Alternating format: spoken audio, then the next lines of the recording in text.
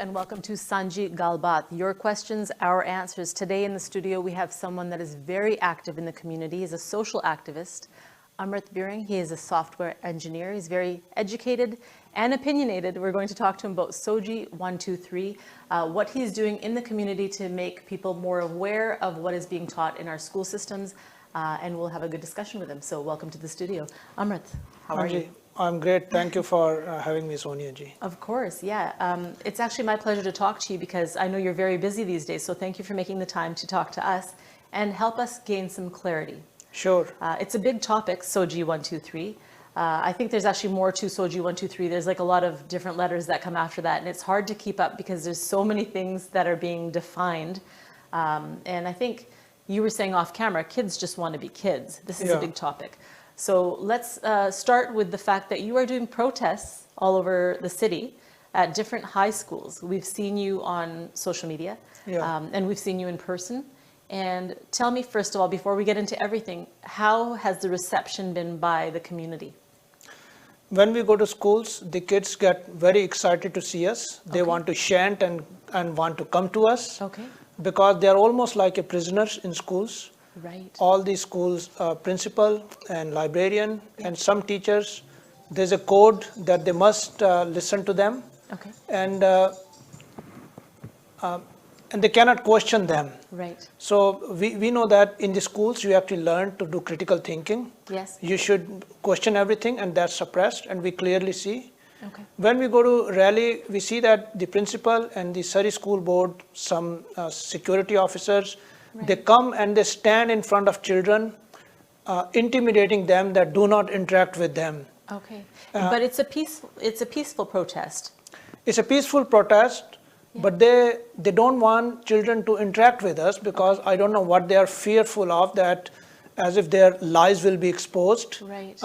It's very troubling. But children, as you can see in the videos in our social media, they get so excited. They want to stand with us. Right. In my recent video, which we went yesterday to Fraser Heights Secondary, children literally started jumping and dancing. They were so it was so hilarious. Yeah. But they want to express themselves. Children have so much energy, and it's being suppressed. And we tell children that your Canadian Charter of Rights of Freedom says that you have a right of thought, belief, opinion, and expression. Okay. And we take a speaker and tell schools that children have these rights, don't suppress them. Right. And they're all being suppressed in the name of SOGI. Okay. When you say that they're being suppressed in the name of SOGI, how are they being suppressed?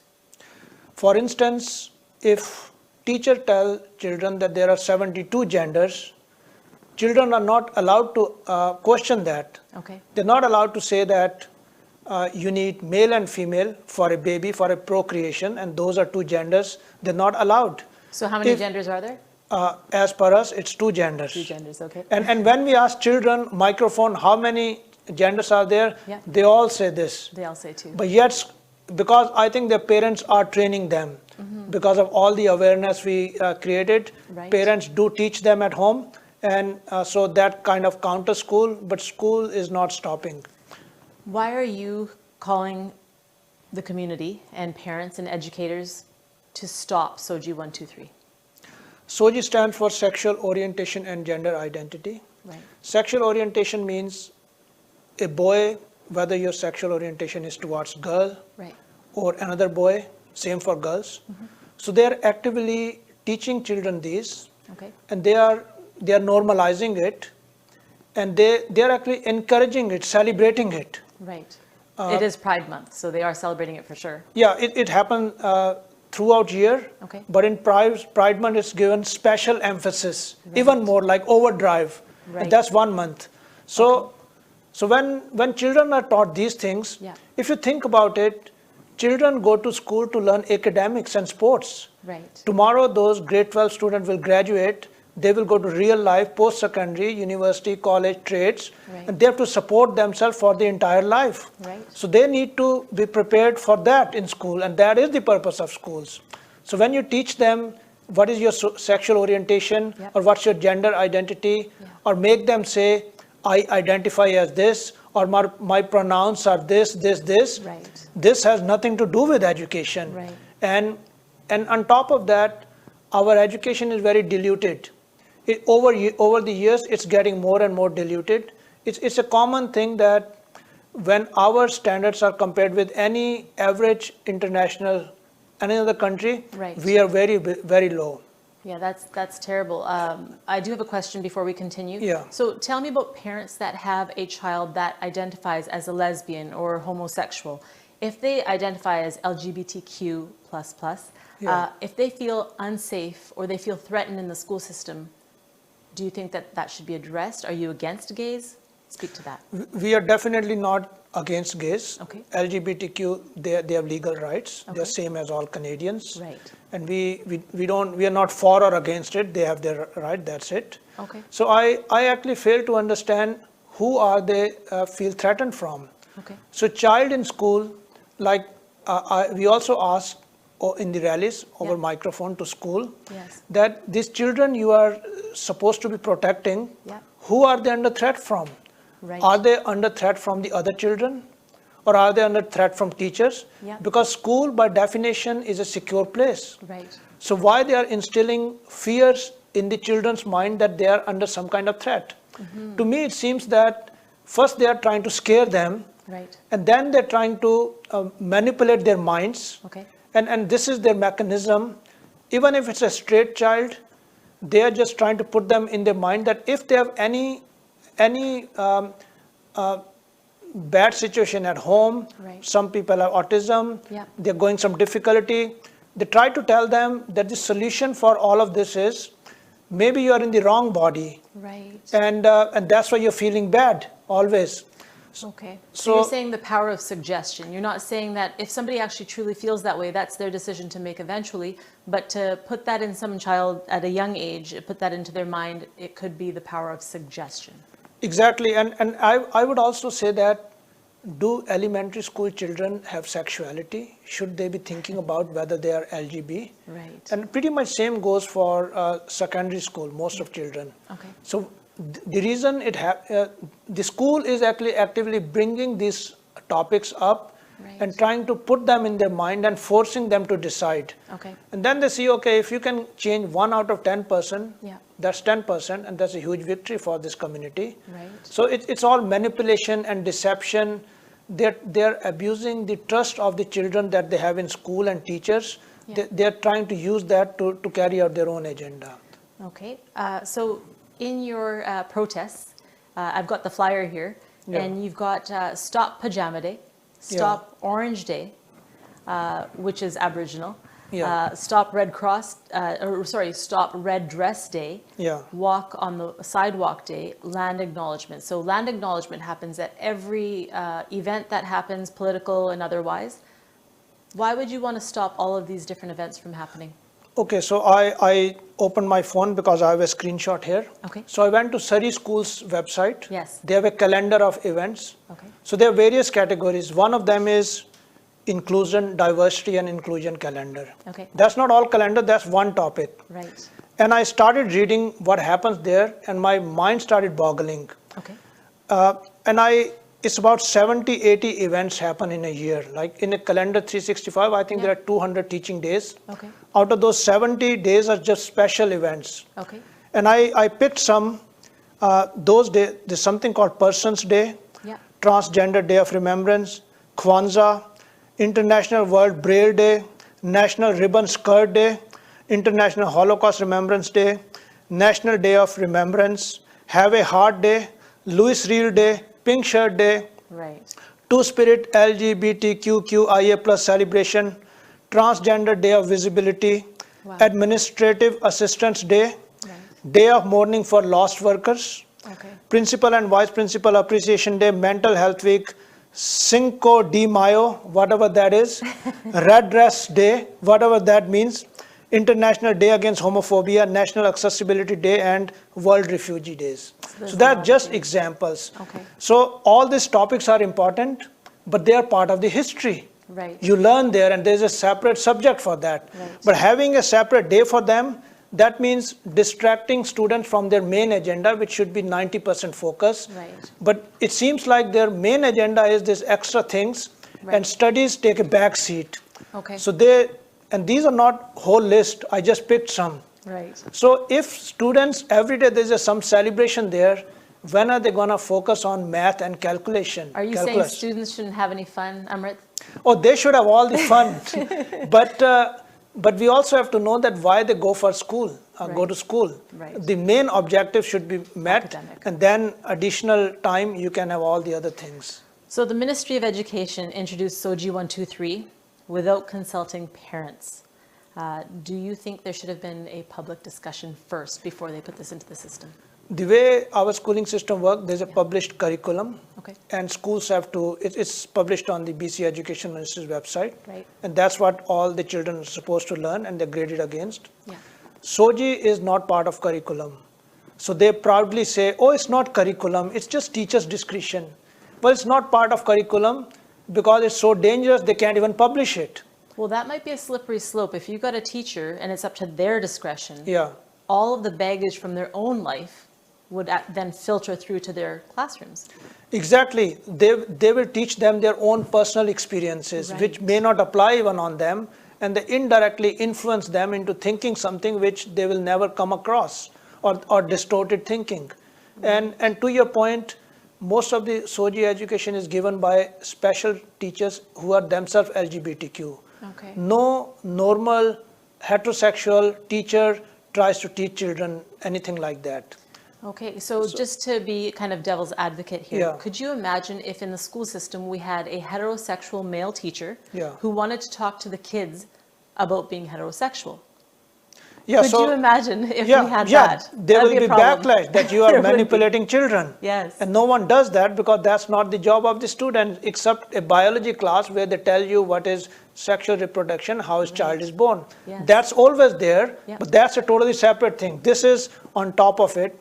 So, so these things have no place in school. Yeah. And even if they want to bring something, Yep. they should make a hypothesis. This is the reason Yeah. we want to introduce new subject, Yes. and it should be a wide consultation among all parents. Right.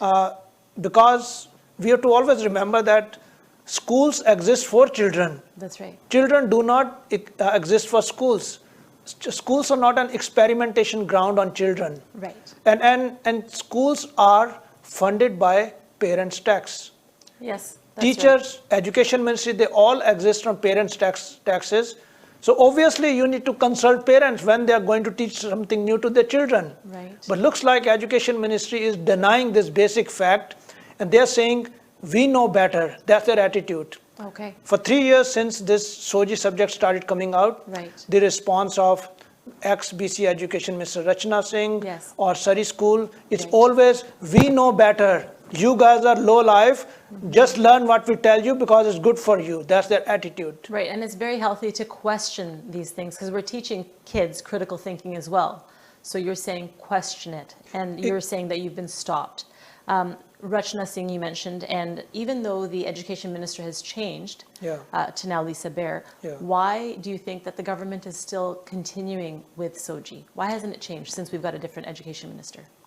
I think government is continuing with it because our democracy, it's not as much democracy as we think. Okay. Most of the political parties, they are funded by big money. Yeah. They can survive by going against the people, but they cannot survive without that funding.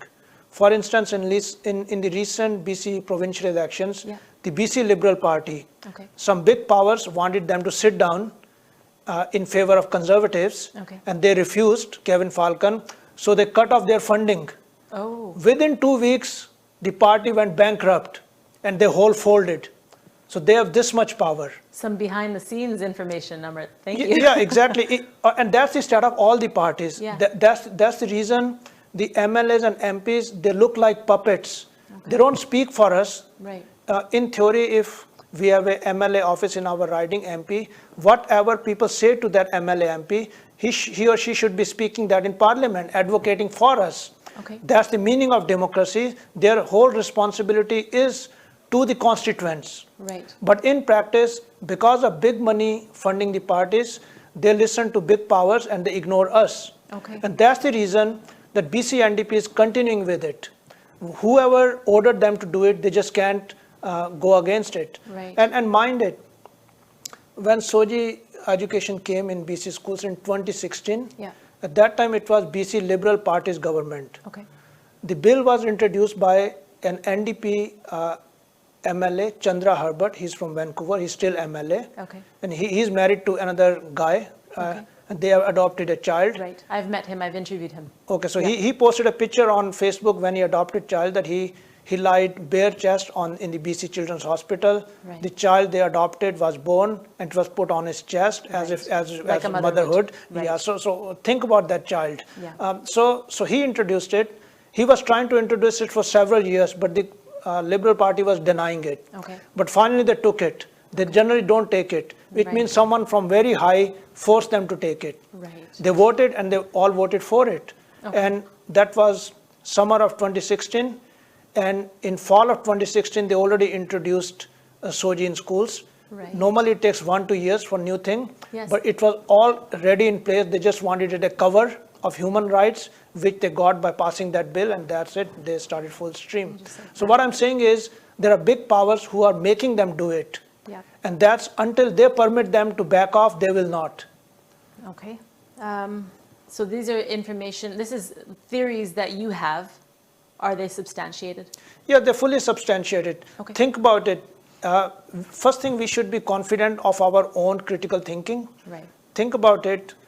BC Education Minister Rachna Singh, MLA from Surrey Green Timbers, she had a secure riding of BC NDP. Right. But because of people's backlash against Soji, Yeah. they voted her out. Right. Isn't it a big signal for BC NDP that they need to look into it? Right. They need to talk to parents? But they refused. Why would they do that? Okay. Just think about it. If you can answer why would they do that? Because they have some other pressures. Right. So this is a proof. Okay. You've said BC's education standards are failing, and we just talked about it briefly for a second, just saying that compared to all the other countries, where our education level is lacking. Yeah. Let's talk about that. So what do you think the cause is for that decline? And are there any stats from Surrey schools that show a student's outcomes after graduation? Okay, first thing I will give you proof that our academic standards are falling. Okay. The reason is you might have heard about we have shortage of teachers, Yeah. we have shortage of nurses, Yes. and we can't even talk about doctors, software professional, engineers. That's even higher category. Okay. Normally in a country, you have a certain population, the older people retire, younger people come in, fill in, and it's a cycle, and you can fine tune a little bit, Yep. but by and large it works. That's how it goes. Yep. But it doesn't work here. We have always a shortage of everything, We do. and the government response is get people from outside, Yep. and then it's again shortage because their kids go to same schools, and they don't do as well as their parents because they are victims of BC schooling system or Canada-wide. Right. So this cycle goes on forever. And now, we don't have a lot of hospitals in interior BC. They shut down emergency in the weekends That's because true. there's no doctor. That's true. Because our schooling system is not producing, it's not making kids work hard so that they're ambitious and they pursue post-secondary. Right. So we are hollowed out. And that is the proof. That's interesting. There is an argument for, having kids learn at their own pace. I think it's a Montessori style of learning. I'm not an expert in this, but I do know that there's a lot of, they used to fail kids. When I was little going to school, they used to fail the child and say, oh, you got to repeat grade 3. But now they just push them along. Nobody fails anybody anymore. That just doesn't happen. Yeah, today, if you go to school, as long as you keep showing up in school, you're guaranteed to go to next grade, and graduate. Right. So it's kind of a disservice. Yeah, so people do things for incentive. That's true for all human beings, all animals. Right. Even animals, if they do not go out and find the food, they will not survive. That's right. They have to take danger because they're predators. Right. And so this whole world works like that, and that's how it's supposed to be. Otherwise, imagine everyone sitting on couch and watching Netflix. Yes. Why should anyone work? It's true. Do you think parents go to work because they like to go to work? I'll say no. I will say no, hard no. 99% time is no. Yeah. Because they go because they have to feed themselves, they have to clothe themselves, they have to take out their upbringing, their children. That's why they go. And before they do that, they need to make themselves capable of doing that. Right. And that is what school's job. So you're saying the expectations should be higher because everybody's getting lazier in general? We'll make that broad statement. Maybe not everybody, but it seems that way. We're expecting less, so we're getting less. Yeah, they have no motive to study, so they don't. Yeah. We're almost out of time, and I have so many questions for you. We'll have you back again.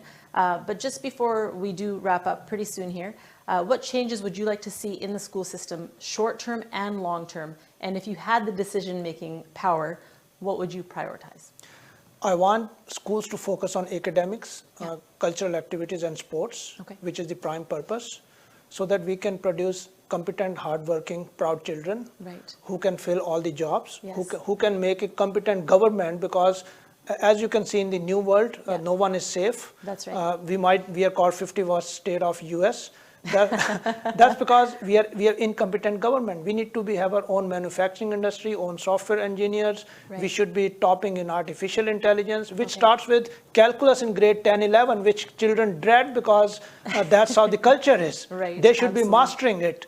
So I want to produce competent children who are proud, and we make Canada great. Make Canada great. Okay, I have one last question. Just as you were talking, I have to ask you, what does the word pride mean to Amrit Birring, and what should it mean? Pride means that you are proud of your work, your hard work, your accomplishments, and that motivates you to do well and push yourself. That's the meaning of pride. But in the context of SOGI, they have hijacked the word, and they call that you are LGBTQ and you declare to the world, and that's your pride. So that's in that context they use it. Same thing, rainbow. Rainbow, kids like rainbow in the sky, it lights them. But then they hijack that word, and now it means different people of different sexual orientation. Right. Okay. Well, thank you for your thoughts. I really appreciate you being so vulnerable. We've got a few dates to share with the public before we go, but you can give your message to the viewers now if you like. Yeah, I want to reiterate that schools exist for children. Children and parents do not exist for schools. The BC Education Ministry or all the school boards, they exist to serve parents and children. And they need to listen to parents and children's, their objections to SOGI 1 to 3. If 99% of children are straight and they do not want to learn SOGI, or not in the shape and form in which it's being shoved down their throats, then it's up to BC Education Ministry to listen to them. And it's also parents' job to keep track of what's going on in school. They have the power. They can go talk to principal, vice principal, teachers. They need to organize themselves. There's a formal organization, Parents Advisory Council. Most of parents don't go there and they don't have an interest. And 1 to active parents just run the show. So you have various avenues to influence the school. And it's not luxury, it's your responsibility. Parents are the foundation of this country, province, and the children are the foundation of this country and province, and these children will carry your family names forward.